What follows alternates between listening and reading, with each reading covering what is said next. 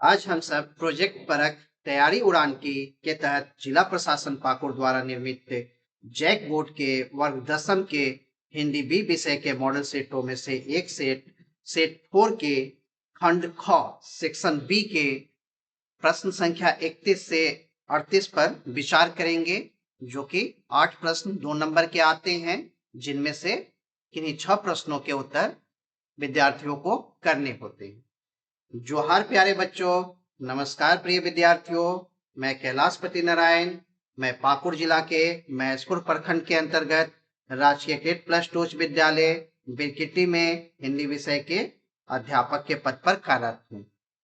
तो आइए बच्चों, हम प्रश्न देखते हैं। हमारा 31 नंबर का प्रश्न, दीपक दिखाई देने पर अंधियारा कैसे मिट जाता है? ये हमारे साखी से के संदर्भ में स्पष्ट कीजिए। साखी के संदर्भ में स्पष्ट करना है। और ये कबीर साहब की साखी है, पहला चैप्टर, हमारे स्पष्ट भाग 2 किताब से। आइए उसके उत्तर पर विचार करते हैं। दीपक दिखाई देने पर अंधियारा कैसे मिट जाता है? कबीर साहब कहते हैं, दीपक में एक प्रकाश पुंज होता है जिसके प्रभाव के कारण अंधकार नष्ट हो जाता है। इसी प्रकार मन में ज्ञान रूपी दीपक का प्रकाश फैलते ही मन में छाया रूपी भ्रम, संदेह और भय रूपी अंधकार समाप्त हो जाता है। 32 नंबर प्रश्न है, जो मीरा के पद से आए हैं। मीरा श्री कृष्ण को पाने के लिए क्या क्या कार्य करने को तैयार है? उत्तर देखते हैं। मीरा श्री कृष्ण को पाने के लिए उनकी चाकर नौकर बनकर चाकरी करना चाहती है। वो उनकी दासी के रूप में, उनकी सेविका के रूप में सेवा करना चाहती है श्री कृष्ण का सानिध्य पाने के लिए, अर्थात उनकी सेवा करना चाहती है श्री कृष्ण की।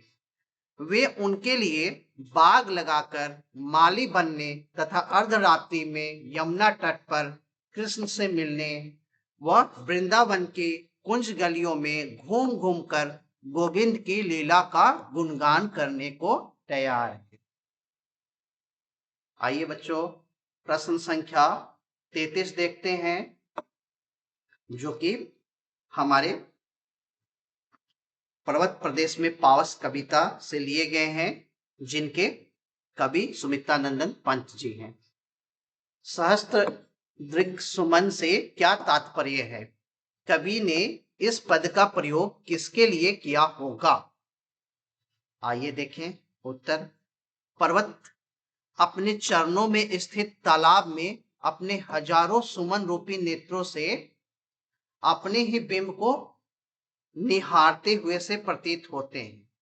पहाड़ है, पर्वत है, उनके चरण तलहटी में तालाब हैं और वहां पर हजारों पुष्प फूल सुमन खिले हुए हैं। उन सुमन रूपी नेत्रों यानी आंखों से अपने ही बिंब को वो निहारते हुए से प्रतीत होते हैं। जैसे हम लोग आईना में अपना चेहरा निहारते हैं, पर्वत तालाब में और कैसे निहार रहा है? हम लोग आंखों से अपने चेहरे को निहारते हैं आईने में। वो हजार फूलों रूपी नेत्रों से, हजार सुमन रूपी नेत्रों से अपने बिंब को निहार रहा है। पर्वतों पर खिले सहस्त्र फूलों का पर्वतों के नेत्र के रूप में मानवीकरण किया गया है।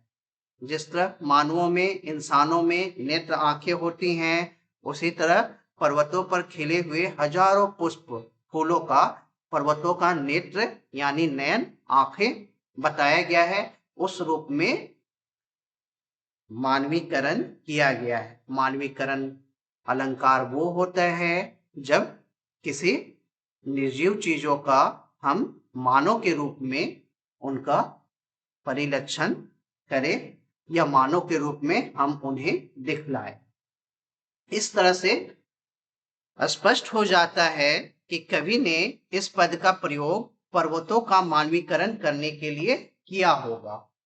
पर्वतों को मानव के जैसा व्यवहार करता हुआ दिखाते हैं, इसलिए यहाँ मानवीकरण अलंकार है। 34 नंबर पर विचार करते हैं। इस गीत में धरती को दुल्हन क्यों कहा गया है?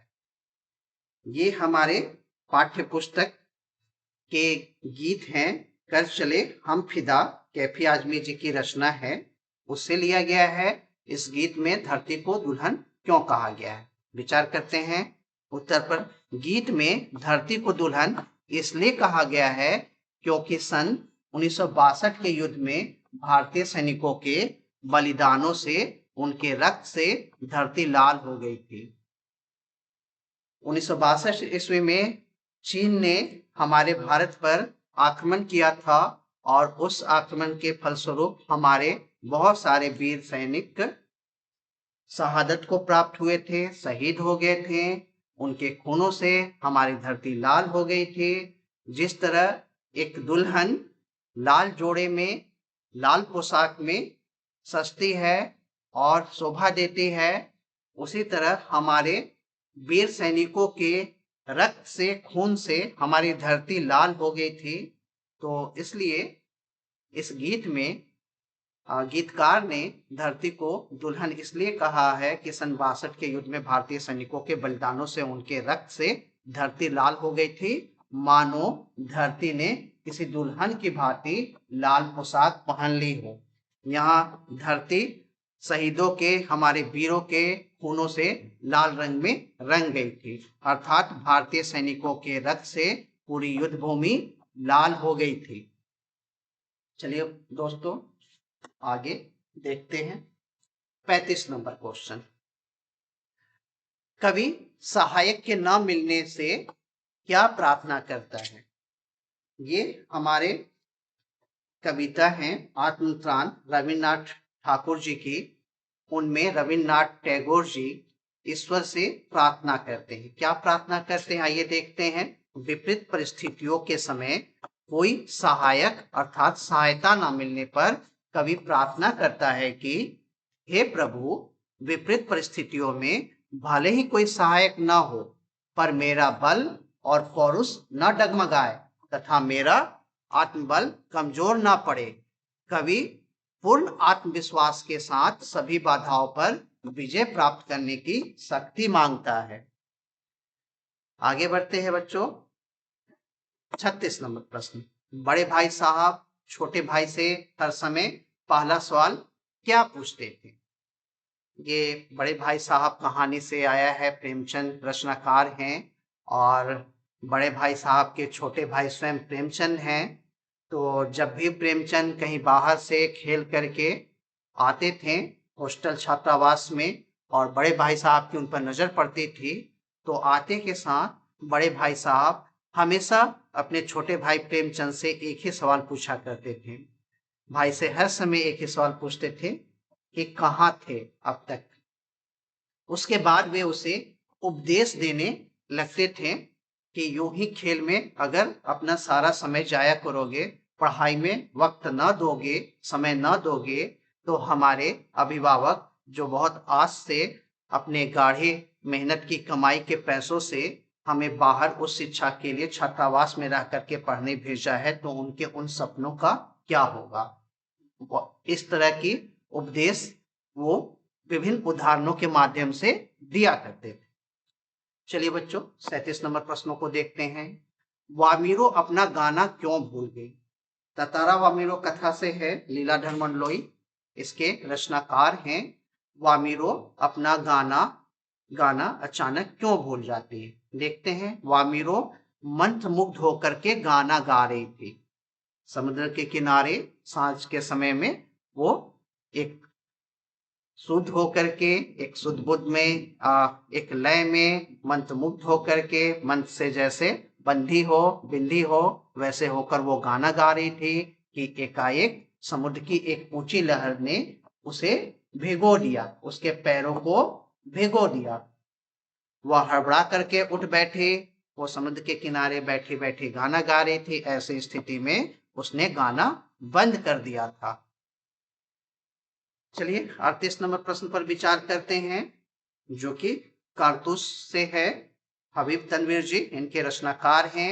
वजीर अली से सिपाही क्यों तंग आ चुके थे? सिपाही वजीर अली से तंग आ चुके थे क्योंकि हफ्ते से डेरा डालने के बाद और वजीर अली उसे ढूंढने यानी वजीर अली के ढूंढने के बावजूद भी वजीर अली पकड़ा नहीं जा रहा था। वे जंगल में रहते रहते परेशान हो चुके थे सैनिक लोग, इसलिए सैनिक लोग वजीर अली से तंग आ चुके थे।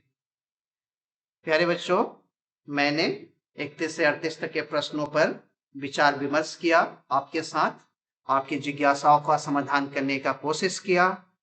बावजूद उसके अगर आपके मन में कोई अन्य प्रश्न या जिज्ञासाएं रह गई हो तो आप हमारे इस चैनल के माध्यम से कमेंट बॉक्स में अपने प्रश्न, अपनी जिज्ञासाएं रख सकते हैं। मैं अगले वीडियो में उन प्रश्न, उन जिज्ञासाओं का समाधान करने की कोशिश करूंगा।